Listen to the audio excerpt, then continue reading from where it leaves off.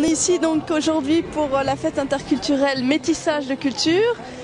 Et quelles sont un petit peu les différences par rapport à l'organisation de l'année dernière? Par rapport à l'an passé, il y a d'autres communautés. Les Algériens nous ont rejoints, par exemple. Au niveau des activités vraiment du chapiteau, il y a eu cette année un rallye touristique qui s'est clôturé par une remise de prix il n'y a pas si longtemps que ça. Et il y a notamment le concert de Moustal Argo qui clôture la soirée à 19h30 et qui est vraiment un concert basé sur l'interculturalité.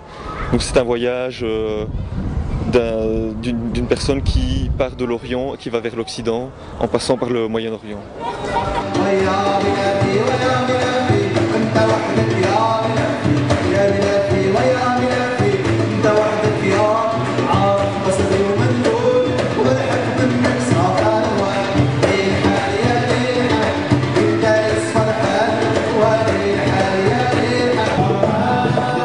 D'une rive à l'autre, il est ancré dans une dimension de rapprochement des cultures. Comment? Simplement au travers de ce voyage que fait ce prince de l'Inde à l'Andalousie, comme on traverse pas mal de contrées, c'est de montrer au fond toutes ces facettes de cet Orient mal connu, mal jugé, souvent stéréotypé.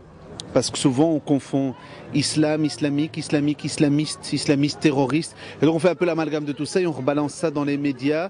Et on est quelque part, depuis 2001, depuis septembre 2001, dans une espèce de choc ou de clash entre deux grands familles, à savoir l'Orient et l'Occident. Donc si ce spectacle peut servir à donner une autre image déjà, puis à questionner sur au fond, qu'est-ce que cet Orient nous a amené, plus que ce qu'il nous a enlevé. Ce qu'il nous a enlevé, il nous a pas enlevé grand-chose. L'Orient nous a amené plus que ce qui nous a amené de négatif, que des choses positives à travers l'algèbre, la médecine, la science.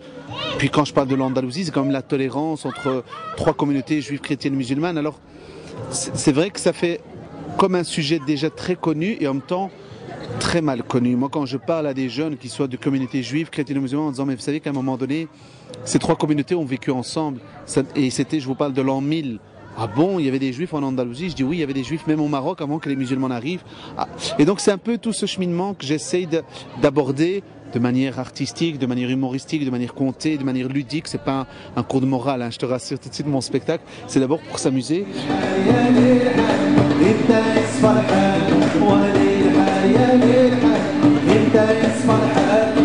La musique passe au-dessus non seulement des frontières, des montagnes, des mers, des océans.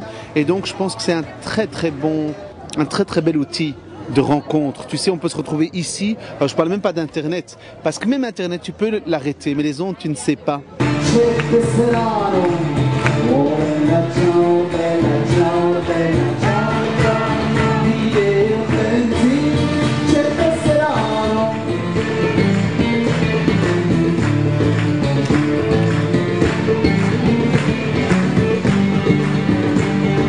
L'histoire de l'immigration, ça n'a pas été quelque chose toujours de joyeux. Hein. Moi, en tant que fils d'immigré, on a perdu notre papa très tôt.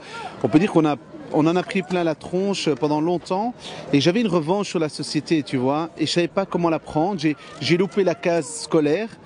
Et donc, je me suis rabattu sur quelque chose que j'aimais beaucoup, la musique. Et la musique m'a permis non seulement de voyager, mais un jour quand même de m'asseoir à la table du roi et de manger en compagnie de Jaco van der Maal, du roi, du ministre de la Culture.